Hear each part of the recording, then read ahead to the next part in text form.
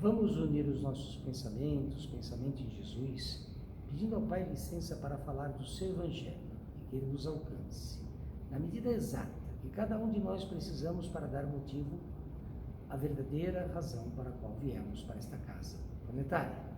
Do mais rico ao mais pobre, ninguém deixa esse planeta com o único centavo que seja, mas a fortuna da caridade, em que a mão esquerda não sabe o que a direita está doando, a fortuna do amor ao próximo, como amamos a nós mesmos e aos muito próximos, a fortuna da compreensão, da compaixão, a fortuna da fé, a fortuna que está no Evangelho de Jesus. Essa sim, podemos amealhar e levar para a eternidade do nosso espírito.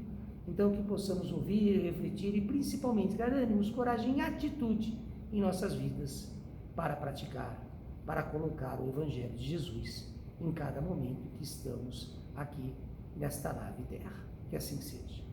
Olá, é um prazer muito grande estar falando com vocês dessa forma virtual. O tema que a gente traz para hoje é o tema Atire a Primeira Pedra.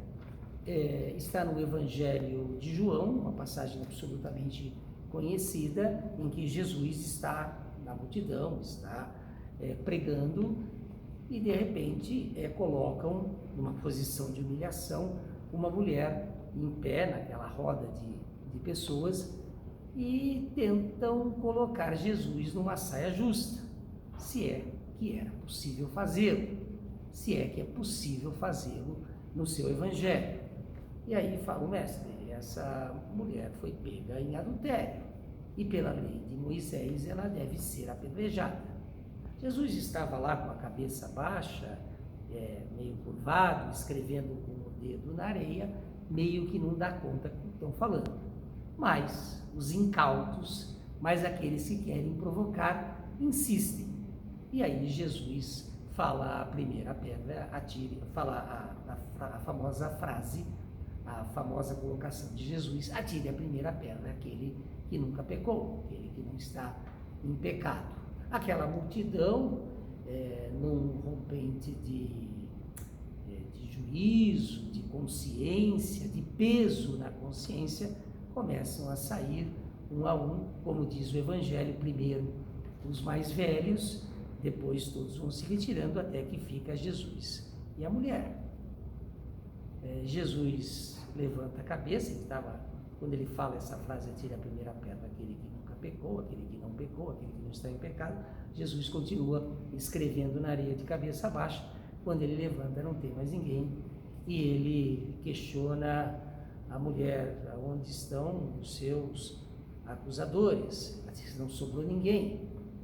E aí Jesus fala, eu também não vou te acusar, segue e não peques mais. Essa lição incrível do Evangelho tem pelo menos 3 situações que muitas vezes a gente não se apercebe delas, ou a gente não dá maior atenção a elas, porque a maior atenção a gente dá para que ninguém pode atirar a primeira pedra, que todos nós somos pecadores. Diante do Evangelho segundo o Espiritismo, isso é absolutamente óbvio. O próprio Evangelho nos traz, quando alguém fala assim, puxa, mas eu vivo no meio de invejosos, eu vivo no meio de pessoas que me prejudicam, eu vivo no meio de pessoas que querem meu mal, eu vivo no meio de pessoas que fazem coisas que são contra o Evangelho, coisas que me desagradam a Jesus. E aí o próprio Evangelho nos traz, olha, se você é assim, se nós somos assim, se o estágio em que o nosso espírito está é esse estágio, o que a gente pode esperar nessa terra, nesse planeta de expiação, de dor, de necessidades que temos de com essas situações todas fazermos diferente, e oportunidades que temos de cumprir as nossas missões regeneradoras, pagarmos as nossas dívidas. Olha, se está todo mundo aqui fazendo isso, o que a gente pode esperar se nós mesmos fazemos isso? Então, essa é a situação mais óbvia que tem nessa mensagem de Jesus.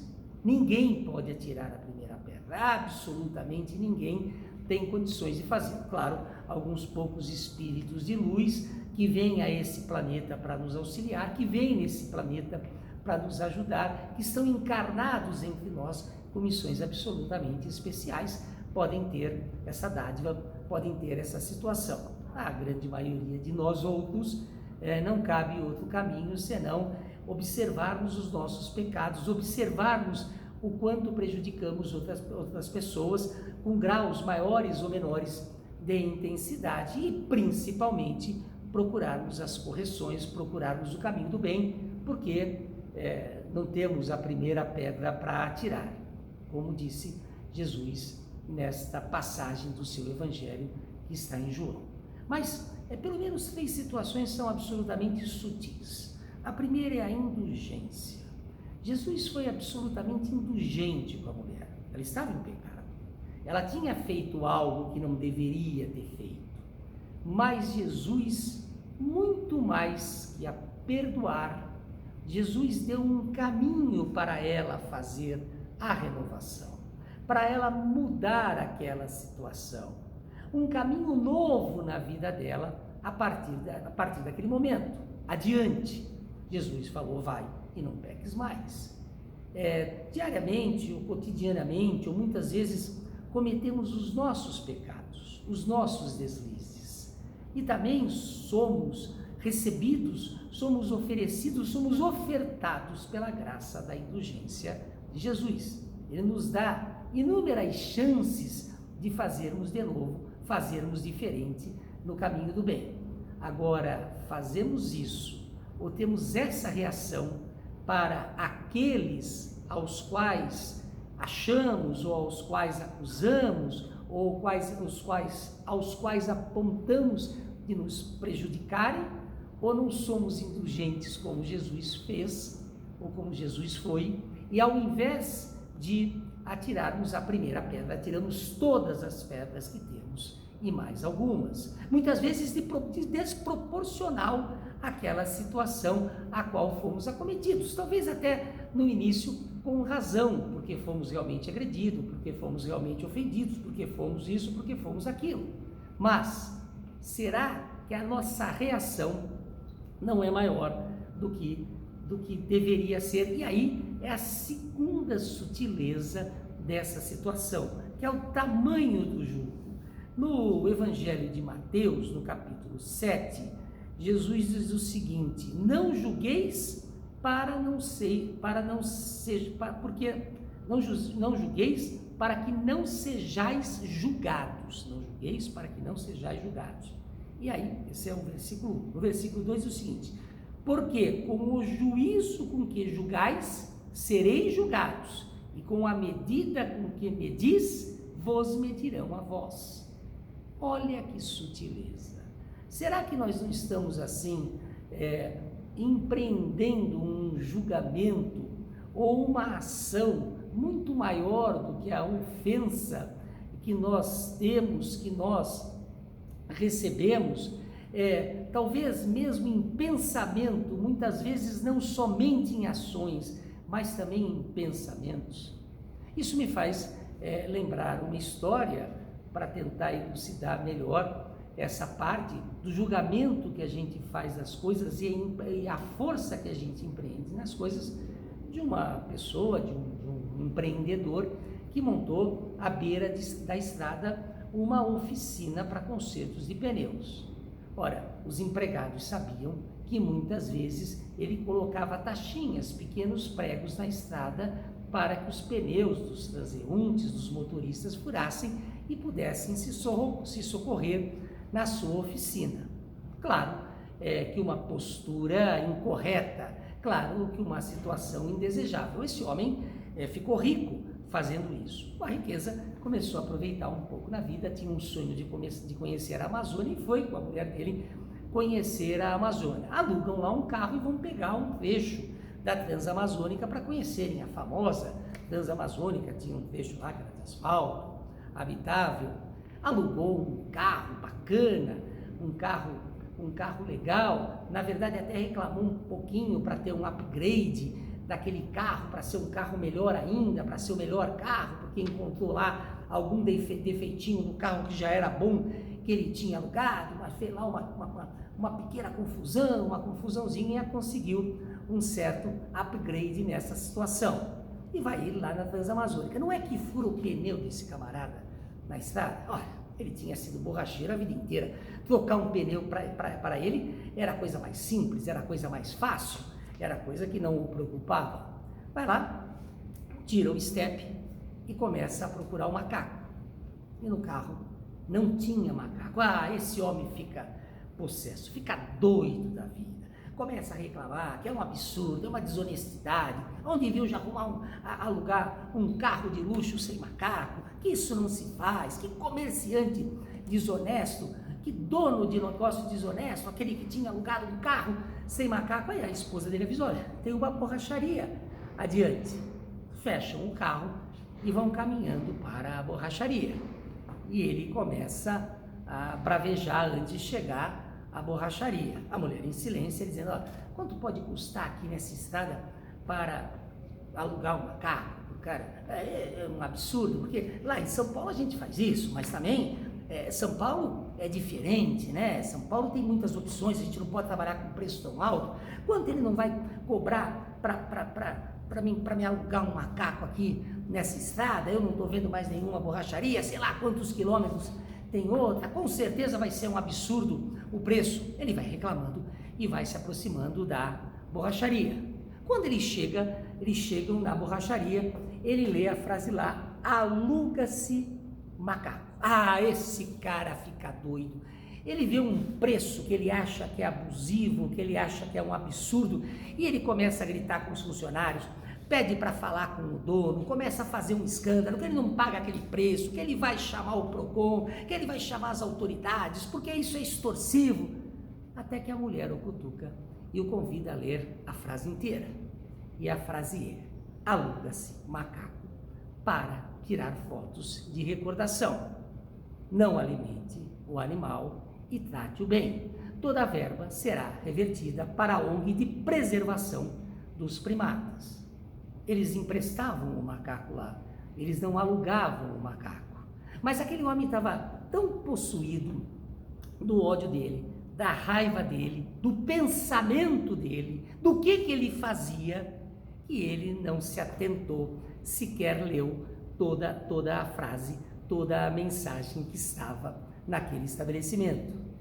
Claro que é uma história potencializada, mas já pensou, você que está me ouvindo nesse momento, já pensou quantas vezes a gente faz isso? Quantas vezes a medida do nosso jugo é desproporcional à situação que ocorre, com a situação que se apresenta. Mas quando ela se apresenta contra nós, aí nós achamos que esse jugo foi muito pesado, que o julgador, que aqueles que estão nos acusando, ou que estão nos orientando muitas vezes, ou que estão nos mostrando o caminho do bem ou o caminho a seguir, é exagerado, é exacerbado, as palavras não foram adequadas, a forma não foi a melhor, e aí criamos toda a sorte de impropérios, toda a sorte de desgastes diante de uma situação que pode estar nos beneficiando.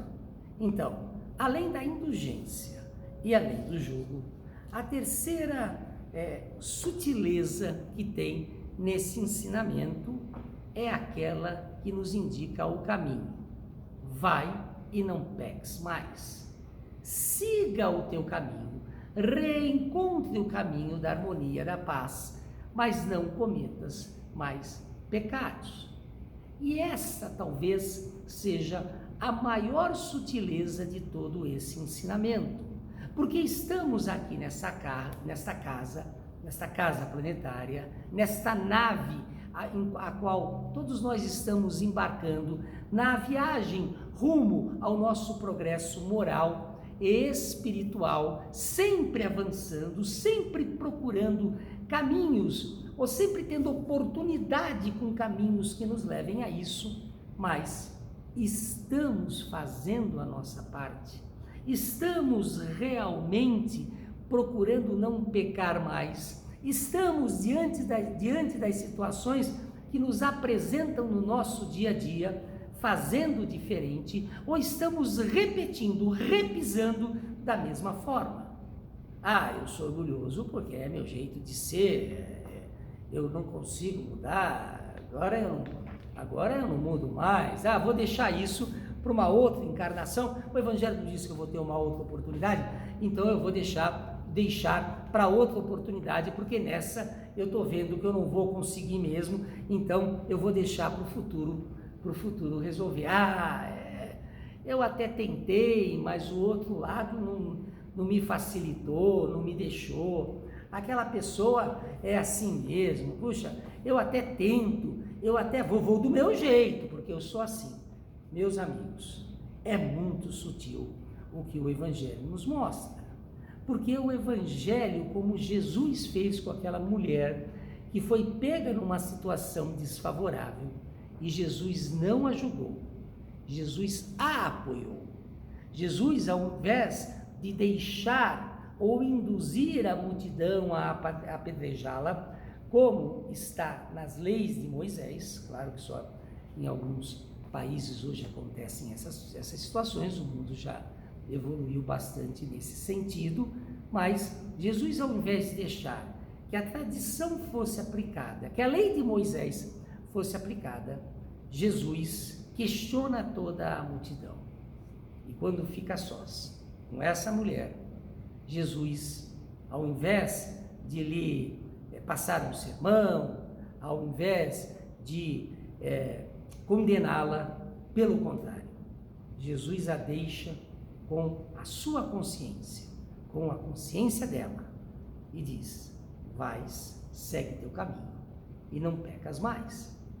O Evangelho nos propõe isso todos os dias, todas as horas, senão nós já estaríamos condenados, porque imaginem que nós viemos aqui para pagar as nossas dívidas, os nossos débitos. Quantos nós já não criamos? E olha, o Evangelho é sutil, ele diz que por menor que seja, por mais pequena que seja a dívida, o prejuízo, o mal que causamos a alguém, nós vamos ter que pagá-lo, por menor que seja, e vamos combinar, cometemos muitos no nosso dia a dia, não são poucos não.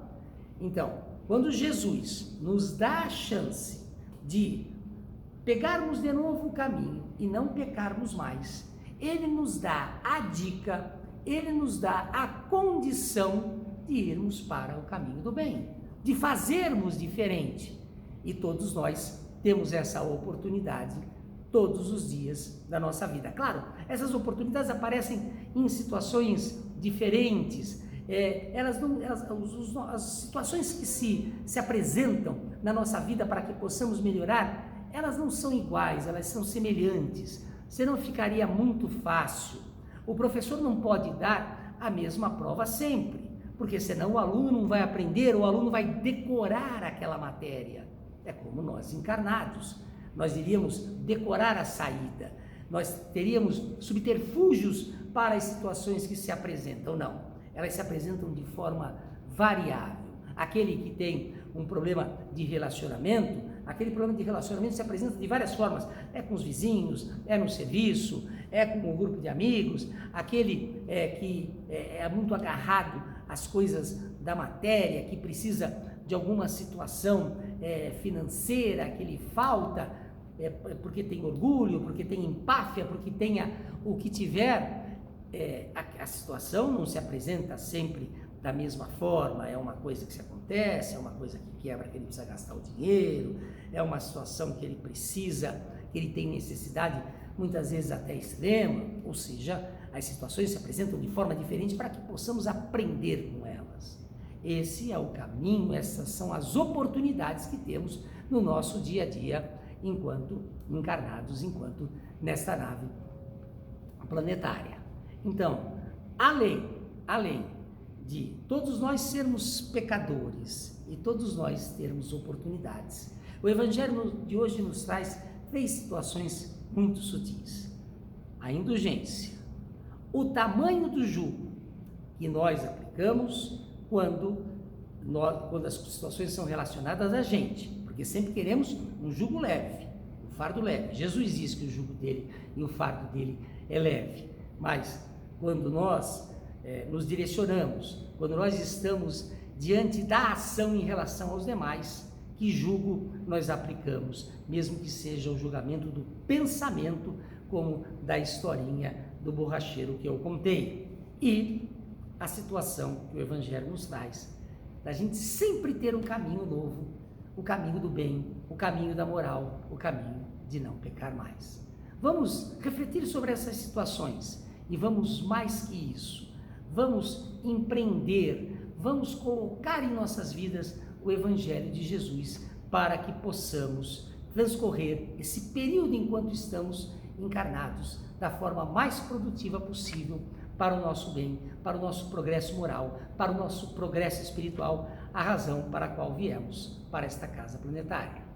Vamos mais uma vez unir os nossos pensamentos, pensamento em Jesus, procurando colocar na nossa fronte a imagem de Jesus, que nos sorri como nosso amigo que é, e dessa forma agradecendo ao Pai por ter ouvido, por ter refletido um pouco sobre o seu Evangelho, vamos nos comprometer a tornar esse Evangelho prático, a tornar esse Evangelho em ações nas nossas vidas. Que assim seja. Mais uma vez, foi um prazer muito grande estar com vocês dessa forma virtual. Esse é o último vídeo que eu gravo nesse ano de 2022, em dezembro de 2022, pelo menos a previsão é essa. Espero estar com vocês muitas outras vezes. Então a todos eu deixo essa mensagem, que o próximo ano seja muito próspero, que o próximo ano seja muito produtivo para dar razão ao verdadeiro motivo para o qual viemos nessa casa planetária, que é a razão de amelharmos a grande fortuna, a fortuna do bem, a fortuna da moral. Até uma próxima vez. Muito obrigado pela atenção.